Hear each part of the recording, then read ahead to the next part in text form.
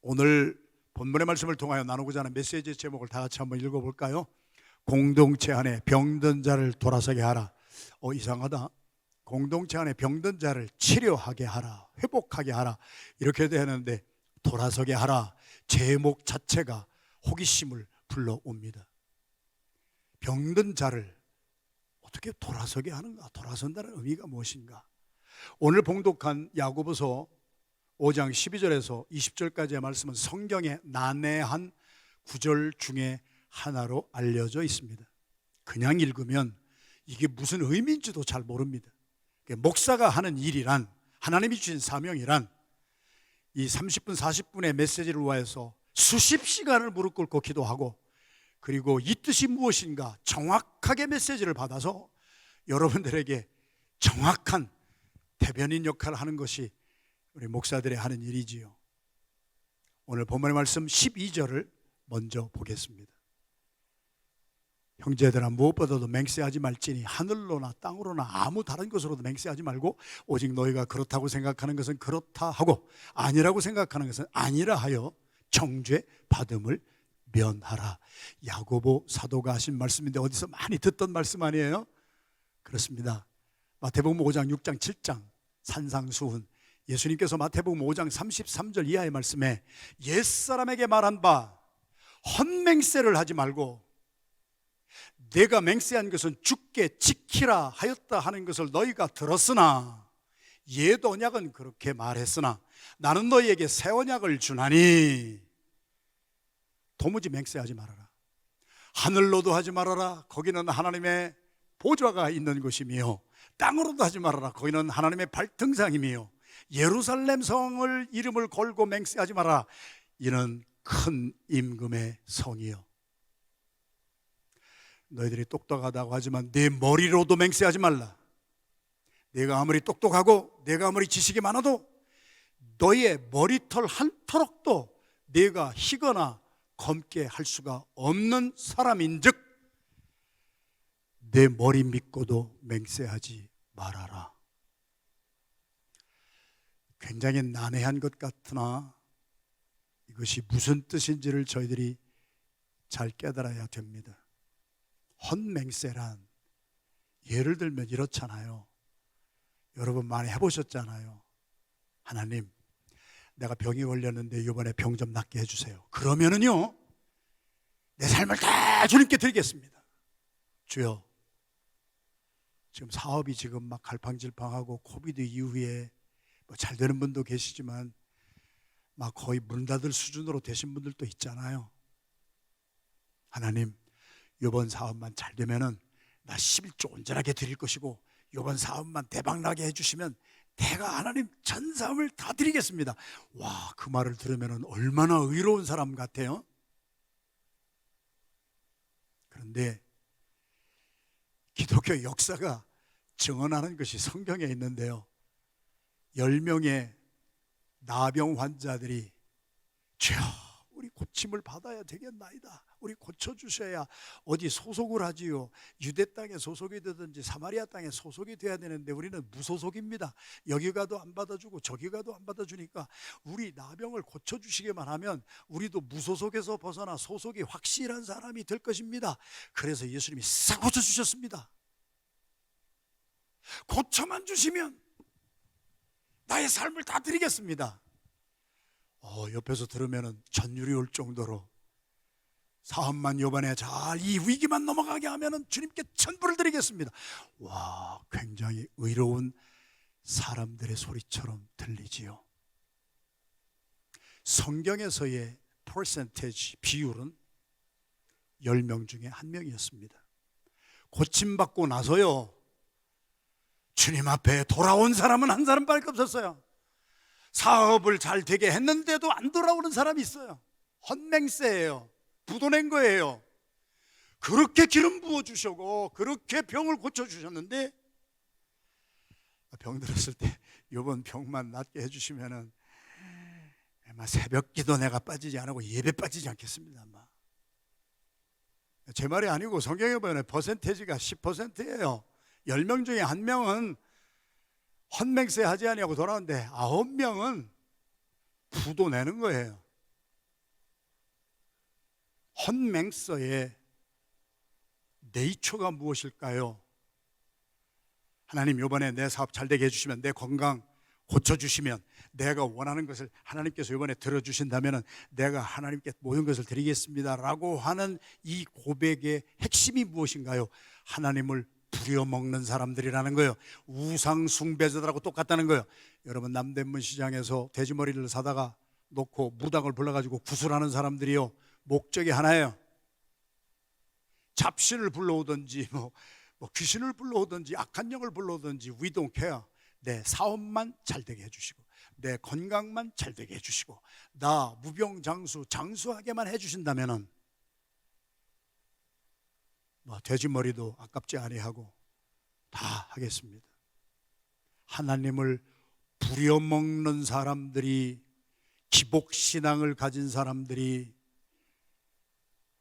내가 하나님을 경배하고 하나님의 뜻에 맞게 사는 것이 아니라 하나님을 나의 뜻에 맞게 갖다가 부려먹는, 하나님을 돌조각, 나무조각 같은 우상으로 대하는 사람들이란 말이에요. 그러므로 맹세하지 말아라. 하나님을 부려먹으려고 하지 말아라. 그런 사람들의 고백을 들어보면 요번만 잘해주시면 내 전 재산을, 내 삶을, 내 평생 주님을 우리 교회도 마찬가지고요. 기독교 2000년 역사에 얼마나 많은 사람들이 고침을 받았고, 얼마나 많은 사람들의 재물이 축복을 받았고, 부도낸 사람이 9명이에요. 지킨 사람은 1명이에요. 그러니까 헌맹세 하지 말고, 고난의 깊은 곳에서도 헌맹세 하지 아니하고 하나님 앞에 엎드려 기도한 사람이 있었느니라. 다니엘하고 세 친구는요, 젊은 청년들이요, 외모도 출중했고요, 모든 사람들이 보아도 미소년이었고요, 학식이 또 많았어요. 미와 학식과 모든 것을 겸비한 그런 사람들이 환관으로 훈련을 받고요, 바벨론에 끌려가서 왕 외에 어떤 것에 절하면은 사자굴에 집어넣겠다. 풀무불에, 용광로지요, 풀무불, 용광로 불에 집어넣겠다. 그러는 왕의 명령이 있었음에도 불구하고 그들은 하나님 앞에 나가서 무릎 꿇고 기도했습니다. 그래서 다니엘은 사자굴에도 던져졌고, 다니엘의 세 친구 사드락, 메삭, 아벳느고는 풀무불을, 용광로의 불을 7배를 더 뜨겁게 했어요. 그래서 성경에 여러분 읽으신 대로 사드락과 메삭과 아벳느고를 용광로에 집어넣으려고 데려오고 왔던 사람들이 용광로 근처에서 다 죽어버렸어요. 사드락과 메삭과 아벳느고는 하나님, 요번만 구해주시면 하나님께 생명 던지겠습니다. 요번만 구해주시면 정말 우리의 인생을 다 드리겠습니다. 그렇게 헌맹세하지 않았습니다. 하나님이요, 우리는 하나님이 우리의 고난당함을 하감하시고 구원하여 주실 것을 믿습니다마는, 그리 아니하실지라도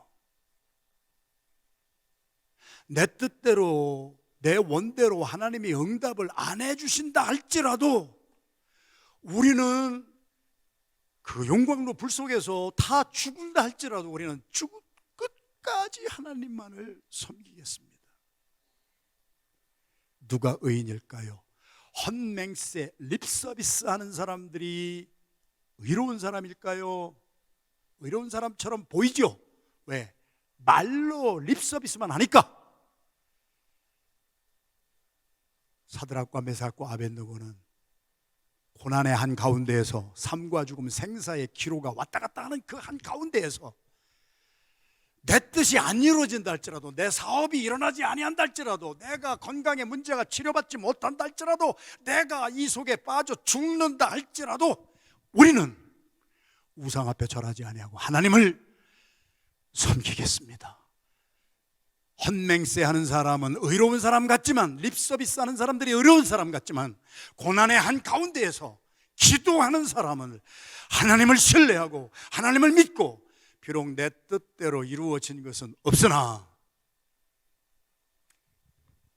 나는 하나님의 뜻에 순종하며 살기를 원합니다. 기도하는 사람이, 하나님을 믿는 사람이, 하나님께 나의 삶을 던지는 사람이, 하나님은 인생이 아니시니 시건치 아니하시고 인자가 아니시니 후회가 없으시도다. 하나님께서 말씀하셨습니다. 하나님은 어떻게 해서든지 내가 머리가 백발이 된다 할지라도, 내가 병이 들었다 할지라도, 병은 고치셔주시 아니한다 할지라도, 내가 하나님을 치매가 걸려서 기억하지 못한다 할지라도 나를 잊지 아니하신다고 하신 그 하나님, 나는 배반하지 않을 것입니다. 하나님 앞에 고난의 한가운데에서 하나님을 신뢰하고 하나님에게 믿음에다 들던지고 하나님을 고백하는 사람은 의로운 사람인 줄로 믿습니다. 13절부터 16절까지 봉독했습니다마는 하나하나 찬찬히 세밀하게 우리에게 주시는 메시지가 무엇인지를 보화를 잘 케어받기를 원합니다. 그래서 고난당하는 자가 있느냐? 그는 기도할 것이요 하나님을 믿고 의지하는 사람이지 헌맹서 립서비스 하는 사람이 아니다.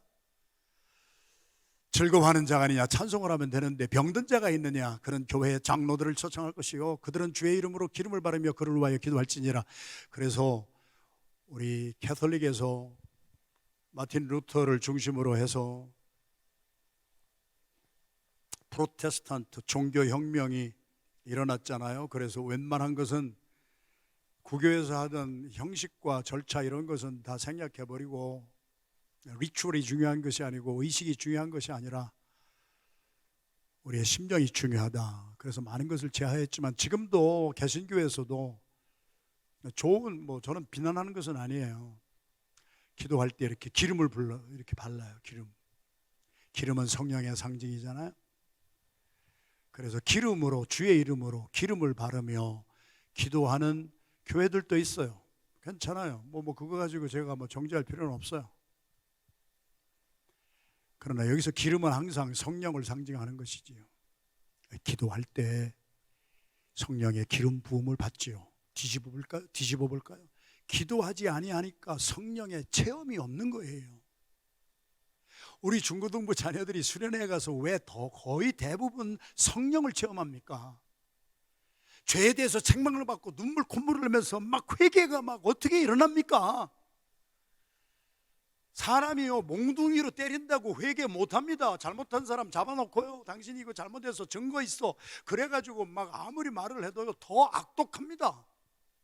알리바이 됩니다. 그러나 하나님의 말씀 앞에 우리들은 벌거벗은 자처럼 드러나게 되고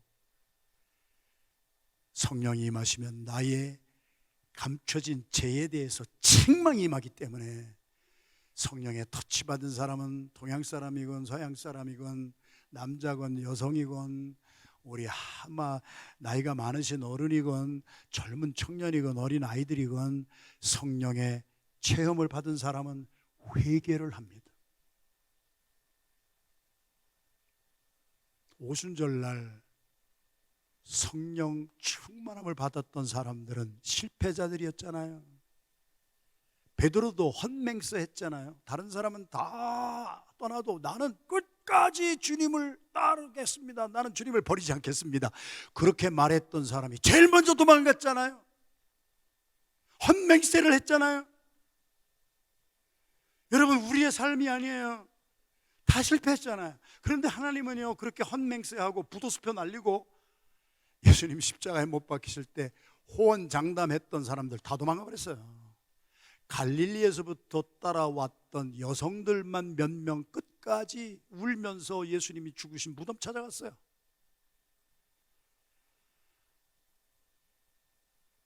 그래도 그들은 주님을 버렸어도 주님은 그들을 버리지 않으셨습니다. 이것이 복음입니다. 나는 하나님의 뜻대로 살지 못하고 하나님을 떠날 때도 많이 있었고 삶의 현장에서, 직장에서, 사업장에서 HR 때문에 홈런 때문에, 직장의 규례 때문에 내가 직장에서 예수 그리스도 한 번 담대하게 증거하지 못하고 살고 부인하였을 때도 있었지만은, 예수님은 절대로 우리들을 부인하지 아니하시고 다시 고쳐서 쓰십니다. 고장난 시계 만든 사람한테 갖다 주면 금방 고칩니다. 하나님이 저와 여러분들 창조하셨기 때문에 우리가 어디가 고장났는지를 너무 잘 알아서 주님 앞에 나와 헌맹세 하던 사람들이 헌맹세 그만하고 주님 앞에 나와서 주님을 의지하고 기도할 때 열흘 동안 그들이 무슨 기도했다고 성경은 기록하고 있습니까? 사도행전 2장 38절 말씀에 베드로 같은 어부가 성령을 받아가지고 그 무식하였던 어부가 질서정연하게 논리정연하게 하나님의 파워풀한 메시지를 막 증거할 때 그들이 막 찔림을 받아가지고 우리도 어떻게 하면 저렇게 구원을 받을 수가 있을까요? 사도행전 2장 38절 우리가 열흘 동안 뭐 했는지 아니? 그 말은 우리 없지만은 행간을 통하여서 여러분들도 우리 같은 하나님의 능력을 체험하기를 원하신다면 회개하십시오. 헌맹세하고 주님 앞에 지키지 못한 것들이 얼마나 많습니까? 여러분들의 삶에는 얼마나 많이 있습니까? 주님 요번만 구원해 주세요. 그래 구원해 주셨잖아요. 요번만 우리 사업을 좀 넘어가게 해주세요. 넘어가게 해주셨잖아요. 그랬는데도 9명은 룰룰랄라 딴따라 내가 잘나서 잘됐지 그러고 다 도망가 버리고 콧배기도 비치지 아니하는데 그래도 반응하는 한 사람. 사랑하시는 성도 여러분, 헌맹세를 하지 말고 부도수표 내지 말고 주님 앞에 엎드려 기도할 때 주님은 절대로 버리지 아니하시고 그들을 고쳐서 성령을 충만하게 부어주셨고, 그래서 그들이 회개할 때 성령 받고 베드로가 선포한 오순절의 메시지의 제목, 우리 사도행전 2장 38절, 여러분들도 우리처럼 변화받고 싶거든 회개하십시오. 기도하십시오. 부도수표 그만 남발하고 주님 앞에 엎드려서 하나님 앞에 소원하고 갚지 아니한 것들 회개하십시오. 그리하면 성령을 선물로 받으실 것입니다. 저 같은 사람도, 자격 없는 사람도 주님 앞에 나가서 회개하고 기도할 때 주님은 저를 고치시고 회복시키시고 다시 살려주시고 눈꽃만큼이라도 다른 사람들에게 복이 되어 살 수 있는 새로운 삶을 주셨는데, 의인은 립서비스 하는 사람이 아니라 나 이것 때문에 그렇고 저것 때문에 그렇고요, 아니야. 우리 안디옥 교회도 얼마나 많은 지금 암병 가지고 막 몇 년째 항암 치료 받습니다. 이게 보통 지옥 같은 삶이 아니잖아요. 오늘 일부 예배에 참여하면서 남편을 만났어요. 남편이 안수 집사님이 헌금위원 하셨어요. 같이 기도하고, 집사님, 권사님 요즘에 항암치료 잘 받고 어떻게 잘 지내세요? 내가 가보지도 못하고 그랬더니, 목사님 염려 마세요. 씩씩하게 살아갑니다. 씩씩하게 살아갑니다. 제가 위로와 힘을 얻었습니다.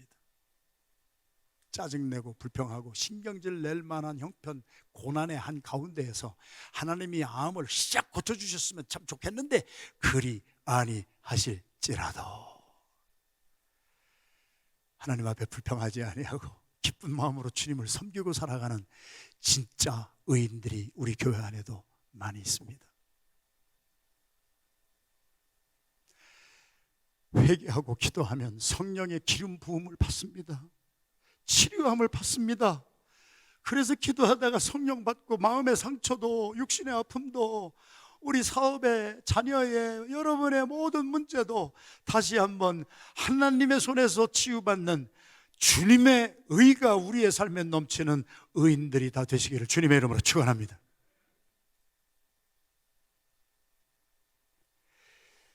우리 15절 16절 말씀을 계속 볼까요? 믿음의 기도는 병든 자를 구원하시리니 주께서 그를 일으키시리라. 믿음의 기도예요. 혹시 죄를 범하였을지라도 믿음의 기도는 회개가 없으면 회복이 없는 거예요. 여러분이 아무리 립서비스 백날 날려봤자 소용없어요. 하나님, 내가 잘못 살았습니다. 회개할 때 하나님을 회복시켜 주시고 죄도 사하여 주시는 것입니다. 16절 다 같이 한번 읽겠습니다. 시작. 그러므로 너희 죄를 서로 고백하며 병이 낫기를 위하여 서로 기도하라. 의인의 간구는 역사하는 힘이 큼이니라. 자, 전절에서 뭐라고 그랬어요? 여러분 병이 들었어요? 갑자기 병이 났어요. 여러분, 갑자기 막 사업이 막 난리가 났어요. 지금 막 문을 닫게 됐어요. 막 자녀의 문제가 너무 심각해요. 남편과 아내 사이가 지금 아실아실, 아슬아슬보다도 더 아슬아슬한 것이 아실아실, 아실아실합니다. 그럴 때 교회의 장로들을 부를 것이니라. 의인의 간구는 역사하는 힘이 큼이니라. 질문 던집니다. 그러면 교회의 장로들은 의인입니까? 장로교회에서의 장로는 두 종류입니다. 단에 서서 하나님의 말씀을, 은혜를 내가 먼저 받고 하나님이 해석해 주시고 하나님이 전달해 주시는 이때를 위한 그때의 말씀을 잘 받아서 내 생각대로 전하는 것이 아니라 그때를 위한, 이때를 위한 하나님의 말씀 받아서 잘 증거하고 가르치는 사람을 장로라고 하는데, 목사라고 합니다. 그런 사람을 목사장로입니다. 당회에 속하여서 당회원이 된 장로님들은 무엇 때문에 장로님으로 또 구별해서 세워놨는가? 우리 교단의 헌법책에 보면은요, 그렇게 당회원 장로님들은 목사가 아닌 장로, 당회원 장로님들은 교회의 신령상의 관계를 잘 살펴서 이단이 교회에 들어오지 못하게 막고, 반성경적인 것들이 교회에 들어오는 것을 장로님들이 정신 바짝 차려서 그것을 막아주고, 교회를 치리하고 이단을 치리하고, 이상한 것들 요즘에 얼마나 많이 들어옵니까? 교회에. 그러한 것들을 잘 분별하여서 다스린다고 뻥 하고 이렇게 하지 말고 겸손하게 섬김으로 교회를 치리하는 당연 장로들 두 종류가 있습니다. 오늘 병든 사람이 있고 집안에 우환이 생기면 교회에 그러한 장로들, 그러니까 목사, 장로님들을 초청해서 같이 기도하십시오. 의인의 간구는, 그러한 장로님, 목사님들의 간구는 역사하는 힘이 큽니다. 자, 질문입니다. 그러면 목사와 장로는 다 의인입니까? 제가 주의종으로 40년 넘게 살고 이제 은퇴가 가까웠습니다. 제가 저를 보면은요, 여러분들 잘 모르세요. 사도 바울은요, 그렇게 우리가 볼 때 훌륭하고 그렇게 우리가 볼 때 막 어마어마했던 그 예수님 다음에 위대하신 분이 뭐라고 고백을 해요? 나는 죄인 중에 괴수입니다. I am the worst sinner of the sinners. 나는 죄인들이 많이 있는데 그 중에 나는 worst sinner, 죄인 중에 괴수입니다. 여러분들이 성자 어거스틴이나 존경받는 분들의 자서전을 읽어보십시오. 그들은 죽는 날까지 나는 죄인입니다, 나는 주님이 필요한 사람입니다. 립서비스 하는 사람들은요, 하나님을 부려먹어가지고 자기 고쳐주세요, 내 마음대로 하나님을 부려먹는 사람들에게는 회개가 없습니다. 욥이 얼마나 사람들에게 칭찬받았는데 동방에서 가장 큰 의인이라고 사람들이 그랬어요. 겉으로 보면 너무 막 흠이 없어요. 완벽해요. 그래서 사람들이 다 의인이라 칭함을 받았어요. 그러니까 자기가 의인인 건 줄 알아요. 사람들이 자꾸 칭찬을 해주고 하니까 잠언서에 보면은요, 금과 은은 용광로 속에서 연단하지만 사람은 칭찬 하나로 디스플레이한다. 사람들이 막 칭찬해요. 목사님, 좋으세요. 장로님, 훌륭하세요. 집사님, 권사님, 훌륭하세요. 그럴 때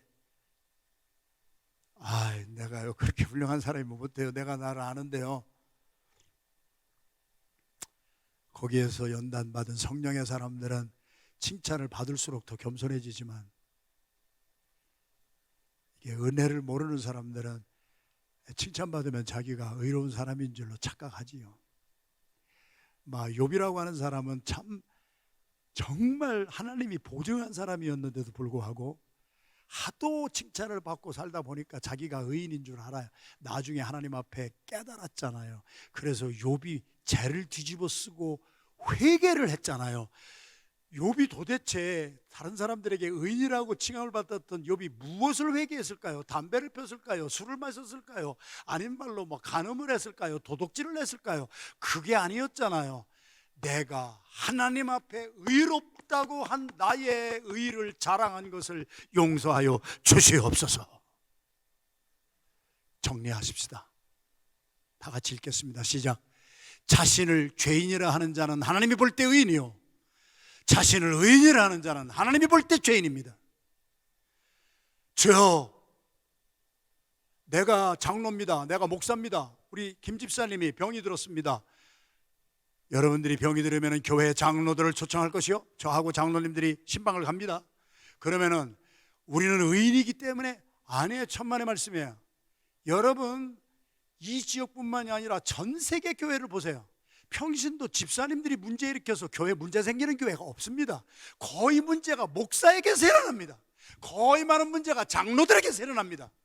그냥 톡하는 얘기예요. 왜요? 타이틀을 가지고 자기가 의로운 사람인 줄 착각하고 살아.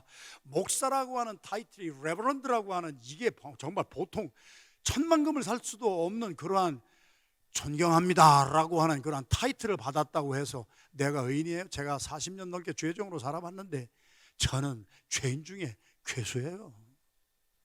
생각하지 말아야 될 거 생각할 때 많고, 그런 말을 하지 말아야 되는데 그런 말이 튀어나올 때도 많고, 내가 목사답게 행동을 해야 되는데 그렇게 못할 때가 많고, 집에서 아내에게 참다가도 또 뻥 하고 또 화를 부릴 때도 또 있고,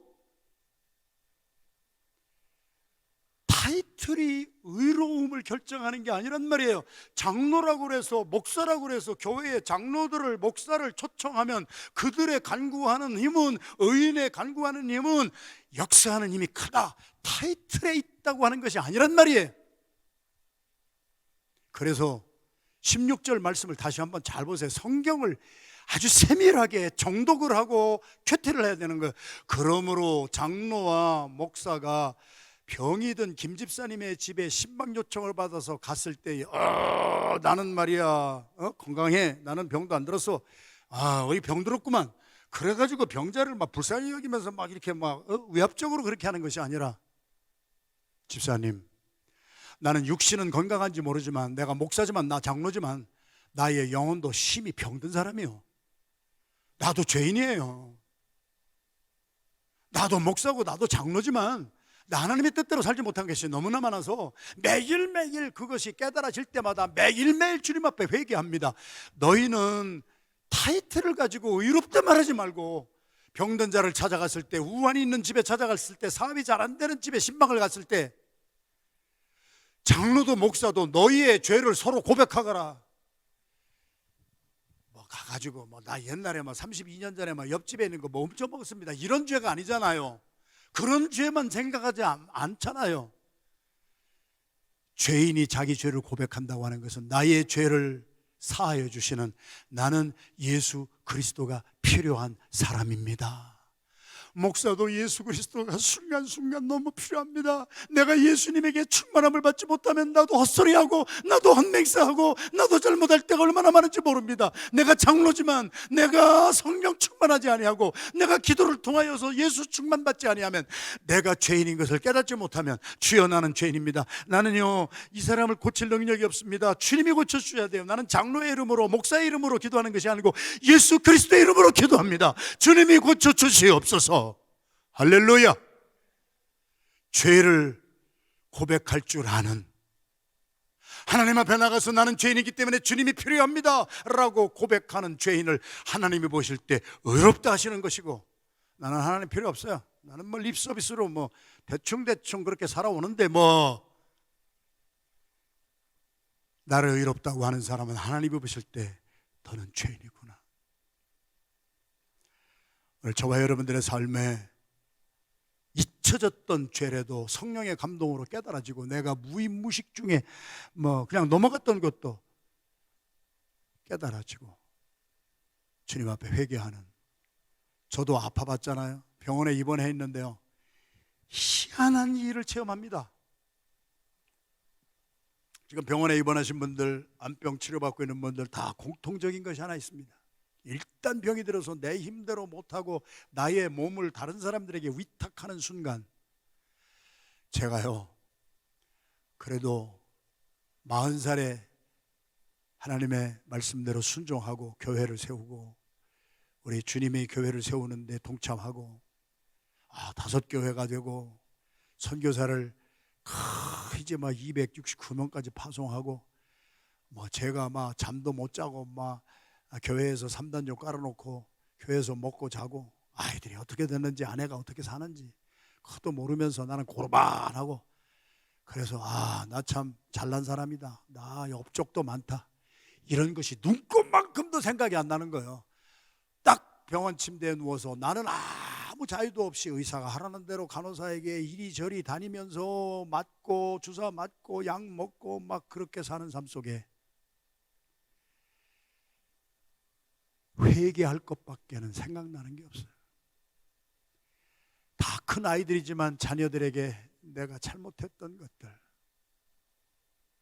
아내에게 바락바락 얼마나 힘들었을까, 여성으로 살지 못하고 사모로 살았던 우리 아내가 얼마나 힘들었을까, 신방 가야 되니까 빨리빨리 오라고 하면 다 내려놓고 오고, 내가 알지 못하는 사이에 아이들 학교 다 라이트 줘서 갖다 보내고 다 또 와서 신방 가고 새벽기도 매번 새벽 나와서 제일 늦게까지 기도하고 가고, 불평불만 하나도 없이 살았던 우리 아내에게 짜증을 내가 얼마나 냈는가.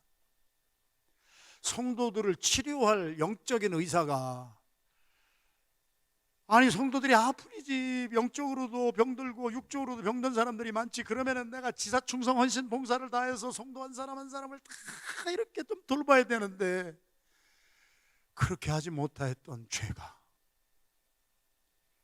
거의 한 달을 먹지 못하고 체중이 몇십 파운드 빠지는 가운데에서도 눈물은 마르지를 않았어. 계속 회개의 눈물만 나오는 거라. 그리고 내 입에서 나오는 것이, 주님이여 나는 죄인입니다, 나는 자격 없는 목사입니다, 나를 불쌍히 여겨주소서, 주님 내게서 떠나시면 나는 할 수 있는 것이 아무것도 없습니다. 우리 주님이 그 고백을 듣고 여러분의 중보기도를 통하여 종을 살려주신 줄로 믿습니다. 자신을 죄인이라고 하는 자가, 다시 한번 큰 소리로 여러분 가슴에 새기시고 돌아가십시오. 시작. 자신을 죄인이라 하는 자가 의인이고 잘났다고 하는 자가 죄인입니다. 17절부터 20절까지 후반부 잠깐 보겠습니다. 엘리야는 우리와 성정이 같은 사람이로되 그가 비가 오지 않기를 간절히 기도한 즉 3년 6개월 동안 땅에 비가 오지 아니하고, 18절 다시 기도하니 하늘이 비를 주고 땅이 열매를 맺었느니라. 내 형제들아 너희 중에 미혹되어 진리를 떠난 자를 누가 돌아서게 할 것인가. 야 보십시오, 왜 갑자기 또 여기에 삽입구가 나오는데요, 아무런 문맥의 뜻이 없이 엘리야가 탁 등장합니까? 도대체가 이게 무슨 메시지입니까? 이거 파는데 수십 시간 걸리는 거예요. 이거 파는데 새벽마다 큐티 들어가고, 도대체 여기에 이 엘리야를 왜 여기에 끼워주셔서 무슨 메시지를 주시는 것입니까? 여러분은 무엇이라고 생각하십니까? 엘리야는 기도만 하면 응답을 받았다는 거예요. 그런데 우리는 기도를 하면 응답이 못 받아. 무엇일까요? 핵심이 무엇일까요? 엘리야는요 선지자의 대표주자입니다. 모세는요 율법의 대표주자입니다. 그래서 율법은 모세에게서, 하나님의 뜻을 우리에게 전달하는 선지자는 엘리야에게서, 그래서 엘리야가 얼마나 많은 기사와 이적을 일으켰습니까? 누구 앞에서? 사람 앞에서. 엘리야는요 엄청난 기사와 이적을 사람들에게 행하였던 분이었습니다. 사람을 보고 살면 사람에게 상처받습니다. 아합의 아내 제자벨, 한국에 옛날에 저희 어렸을 때에 코미디 프로그램에 순악질 여사가 있었습니다. 눈썹 일자로 딱 하고 방맹이 드는 여자, 이세벨이 아니 엘리야, 내가 내일 이맘때쯤까지 내가 죽여버리지 않으면 내가 살지를 않겠다. 사람을 보고 살았던 엘리야는 큰 종 같았으나 그는 사람의 말 한마디에 상처를 받고 광야로 나가가지고요, 로뎀나무 아래 누워가지고요, 나 죽어버리겠습니다. 아니면 내가 이렇게까지 일을 했는데 말이죠, 저 왕비가 말이에요, 이세벨이라고 하는 여자가 나 죽여버리겠다고 하는데 말이죠, 나 살 소망 없습니다, 나 죽어버리겠습니다. 사람을 보고 신앙생활하는 사람들은요, 사람의 말 한마디에 죽고 삽니다. 여러분, 이것이 메시지예요. 엘리야를 통해서 주시는 메시지예요. 여러분들은 교회에 나와서 누구를 보고 신앙생활을 합니까? 사람에게 인기를 끌려고, 사람 좀 좋게 하려고. 이거 나쁜 것은 아니지만 그 믿음이 사람에게 그렇게 행하였다면 사람의 말 한마디에 여러분들은 영원히 상처를 받아가지고 나 죽어버리겠다. 그래서 하나님 앞에도 이게 성경을 읽어보니까 열왕기상 19장을 제가 엘리야를 또 다시 보기 위해서 읽어보니까 5살 난 어린애기 같이 투정을 하는 거야. 나 죽어버리겠어. 그럼 하나님은 그래, 내 소원이 죽는 것이라면 죽여주겠다. 하나님은 이렇게 안 하세요. 천사를 보내서 물과 떡을 주셔서 살려냅니다. 하나님은 헛맹세하는 사람들 살려냅니다. 폐기 처분하고 없어도 괜찮은 사람인데요, 살려냅니다. 좌우지간 살려내고 호렙산까지 달려가게 합니다. 이것이 복음입니다. 그러면서 40일 40주야를 힘으로 다 가지고 달려가가지고 딱 섭니다. 그때 하나님의 음성이 들립니다. 엘리야야, 왔냐? 이제는 하나님 앞에 좀 서라. 여태까지는 네가 사람 바라보고 사람 앞에 서서 살았잖아. 이제는 나를 좀 보고 살아라. 그래가지고 하나님 앞에 딱 서게 됩니다. 우리에게 어떤 때는 병을 주십니다. 어떤 때는 사업에 어려움도 주십니다. 이럴 때에 하나님은 우리를 그 병 때문에, 우리의 삶의 우한 때문에, 나의 약한 것 때문에 하나님 앞에 돌아서게 만드시는 하나님이십니다. 폐기 처분해도 괜찮은데 속이나 디글디글 썩이는 고장난 시계 같은, 고장난 시계는 하루에 한 번이라도 맞지? 그런데 우리는 한 번 하나님의 뜻에 맞지도 않게 살아가는 우리들을 그냥 버리면 되는데, 하나님은 그 병 때문에, 그 아픔 때문에, 그 상처 때문에 그의 삶이 사람을 향해서 섰던 사람을 하나님을 향하여 돌아서게 만드시는 하나님의 은혜가 넘치기를 주님의 이름으로 축원합니다. 여러분, 돌아서세요. 언제까지 사람 바라보고 신앙생활 하려고 그러세요? 사람 보면 상처받게 돼 있어요. 좋을 때는 좋지만 그 사람도 힘들으면 그 사람의 입에서 나쁜 말 나와. 그러면 나에게 박혀. 그러면 그것 때문에 또 죽어버리겠다고 로뎀나무에 아래 누워가서 살잖아요. 일으켜 주셨어요. 달려가게 하셨어요. 그리고 하나님의 메시지는 뭐였어요? 이제는 하나님을 좀 보고 살아라. 하나님을 향하여 돌아서 가라. 그러면서 하나님이 그 급하고 강한 바람 가운데 엘리야는 역사하는 하나님을 체험했잖아요. 지진 가운데 역사하는 하나님을 체험했잖아요. 불 가운데 역사하는 하나님을 체험했잖아요. 그런데 하나님 앞에 딱 서니까 그게 싹 없어져 버렸어요. 하나님 앞에 돌아서니까 그런 것들이 없어도 괜찮아요. 불 같은 것이 없어도 괜찮아요. 바람 같은 것이 없어도 괜찮아요. 막 지진 같은 것이 없어서 막 나를 안 깨워줘도 괜찮아요. 하나님 앞에 섰을 때 그때서야 비로소 Still small voice of the Lord, 세미한 하나님의 음성을 가슴으로 듣습니다.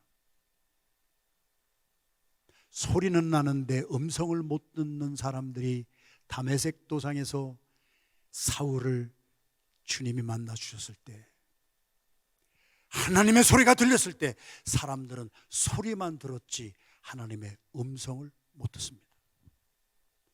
우리도 교회에 나오면은 찬양 소리도 듣고, 우리도 교회에 나오면은 이 사람 저 사람의 소리도 듣는데, 여러분들은 세미한 주님의 음성, 나를 향하여 주시는 음성, 이제는 그만 사람 앞에 서지 말고 사람 비유 맞추려고 살지 말고 이제는 내 앞에 서거라 하는 Still small voice를 들리는 그 음성을 듣는 우리의 삶이 되기를 주님의 이름으로 축원합니다. 하나님 앞에 돌아선 사람에게 주시는 축복이에요. 두 번째 축복, 엘리야가 하도 주변에서요, 당신 훌륭한 사람이요, 당신 참 의로운 사람이요, 괜찮은 사람이요 하니까 기곤만장해가지고 하나님 앞에서 뭐라고 엘리야가 말을 합니까? 이제 이스라엘의 남은 선지자는 나 하나밖에 없습니다. 나 하나밖에 없는데 이거 나를 이렇게 말이지 괄세를 하면 되겠습니까? 론 레인저 신드롬이라고 저는 제가 붙여봅니다. 그래도 내가 말이야, 내가 후목사가 그래도 막 파운딩 패스터인데 내가 뭐 있어야 이 교회가 뭐 어쩌고. 아니에요. 내가 교구장인데, 내가 뭐 장로인데 말이야, 내가 뭐 안수집사 권사인데 말이야, 내가 없으면은 막 이 교회가 될까? 론 레인저 신드롬. 그 사람 앞에 하나님은 뭐라고 말씀하십니까? 세미한 음성으로 바알에게 무릎 꿇지 아니하고 바알에 절하지 아니한 너보다도 더 깨끗한 7,000명을 내가 예비하였느니라. 엘리야, 너 없어도, 후목사 너 없어도, 야 아무개 장로 너 없어도 하나님 다 하실 수가 있어. 7,000명을 예비해 놓았어. 유구무원입니다. 엘리야가 회개합니다. 회개는 행동으로 이어졌습니다. 자기 혼자 선지자, 자기 혼자 북치고 장구치고 다 하던 엘리야가 다메섹의 하사엘을 기름 부어 아람의 왕으로 세우고 델리게이션 한단 말이에요. 자기가 잡고 있던 것들 다 내려놓는단 말이에요. 그리고 한 사람 한 사람에게 다 위탁하는 거예요. 오토리티 파워 다 주어가지고 델리게이션 하는 거예요. 내가 혼자 막 하고도 있던 거 막 다 델리게이션 하는 거예요. 여러분이 가정에서 아빠로 엄마로 사시면서 얼마나 짐이 무거워요. 주님의 세미한 음성을 들으면요, 내 짐을 다 나누어 주고 나는 가벼워질 수가 있어요. 수고하고 무거운 짐을 주님이 져 주시기 때문에. 할렐루야. 그리고 예후를 세워서 이스라엘의 왕으로 델리게이션 해주고 자기의 무거운 짐을 다 델리게이션 해주고, 엘리사 젊은 청년을 불러서 자기의 후계자로 세우고, 벌써 엘리야가 은혜를 받고 나니까 자기 혼자 북치고 장구치고 다 하지 아니하고 다 후계자로 세우는 거예요. 제가 5년 전에 임 목사님을 초청하고 3년 동안 동사 목회하면서, 같이 목회하면서 당회에서, 재직회에서, 공동회에서 여러분들의 의견을 묻고 2대 후임 목사 후보로 선출이 돼서 5년 전부터 그렇게 했어요. 목사 세계에서 난리가 났습니다. 목사 목회를 그렇게 하면 어떡하냐. 은퇴하는 목사는 은퇴하기 전달쯤에서 발표를 해야 레임도 현상이 안 일어나지. 5년 전부터 나 그만둔다고 하니까 다 너한테 인사하겠느냐? 후임 될 사람한테 인사하지. 다 너 이제 팽개쳐. 뭐 그렇게 사람 인정이라는 게 그런 거야. 왜 이렇게 지혜롭지 못해? 그런 얘기를 수도 없이 들었어요. 그러나 저는 주님의 세미한 음성을 듣는 거예요. 수많은 교회 다니면서 교회가 왜 저렇게 난리가 나는가 봤더니 다른 거 아니에요. 그런 것들 때문이에요. 목사가 혼자 자기 북치고 장구치고 다 하려고 하고, 장로들이 자기가 무슨 헤게모니 가진 것처럼 다 하려고 하니까 거기서 삐꿔가니까 교회가 다 망가져 버리는 거예요. 타임이 있는 거예요. 날 때가 있으면 죽을 때가 있는 것이고, 시작할 때가 있으면 마칠 때가 있는 것이고. 그래서 저는 그런 소리를 들어도 주님의 세미한 음성을 들었기 때문에 저는 많이 행복합니다. 제가 이렇게 또 아플 줄 누가 알았어요. 다 동사 목회하는 이 목사님에게 위임하고 오토리티 파워 다 주고, 그리고 다음 세대를 준비하는 것. 엘리야가 그렇게 주님의 음성을 듣고 주변에 많은 사람을 동역자로 세우고 기르고, 그리고 함께 동역하게 되는 역사가 우리 교회에도 계속 되기를 주님의 이름으로 축원합니다. 다니엘서 12장 3절의 말씀, 우리 이 말씀만 오늘 마지막으로 보겠습니다. 같이 읽겠습니다. 시작. 지혜 있는 자는 궁창의 빛과 같이 빛날 것이요, 많은 사람을 옳은 대로 돌아오게 한 자는 별과 같이 영원토록 빛나리라. 병을 위해서 기도할 때 그 병이 낫게 되는 것이 목적이 아니란 말이에요. 그 병 때문에 그 사람이 하나님 앞에 나와 회개하고 기도하다가 하나님 앞에 돌아서게 하는 사람. 나부터, 저도 아프고 병원에 입원했을 동안에 옛날에 잊었던 것도 다시 하나님이 깨우쳐서 회개하게 하시고 눈물 뿌리게 하시고, 그러면서 저 자신도 하나님 앞에 돌아서게 하시고, 여러분들의 삶의 가정의 문제, 자녀의 문제, 직장과 나의 건강의 문제 때문에 헛맹세 하지 말고, 고쳐만 주신다면 내가 뭐 어쩌게 그거 10명 중에 9명 못해요. 부도내요. 고난의 병 중에 가장 깊은 곳에 회개하시고, 그리 아니하실지라도 내 병은 다 낫지 아니한다 할지라도 나는 끝까지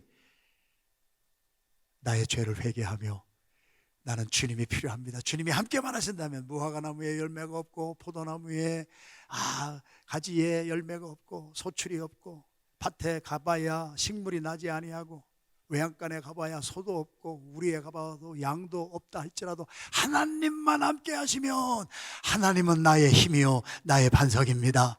나의 죄 때문에 슬퍼할 줄 알고 슬프고 애통하는 회개를 할 때 하나님은 회개하는 자에게 기쁨으로 채워주시고, 저와 여러분들의 삶을 통하여 다른 사람들이 복을 받게 하는 복의 근원이 되어, 여러분 한 분 때문에, 회개한 한 사람 때문에 교회가 부흥하고 세워지고 복이 되는 의미 있는 삶을 살아가는 의인들의 삶이 되시기를 주님의 이름으로 축원합니다.